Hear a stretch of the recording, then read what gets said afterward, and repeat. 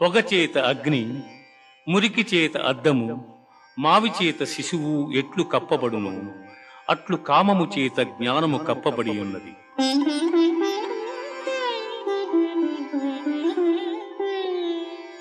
యదా యదా హి ధర్మస్య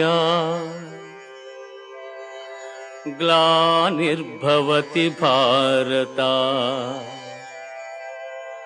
అభ్యుత్థానమధర్మస్య తదాత్మానం సృజామ్యహం.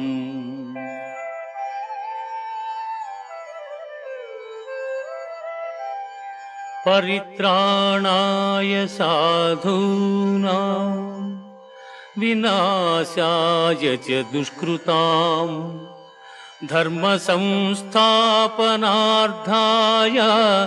సంభవ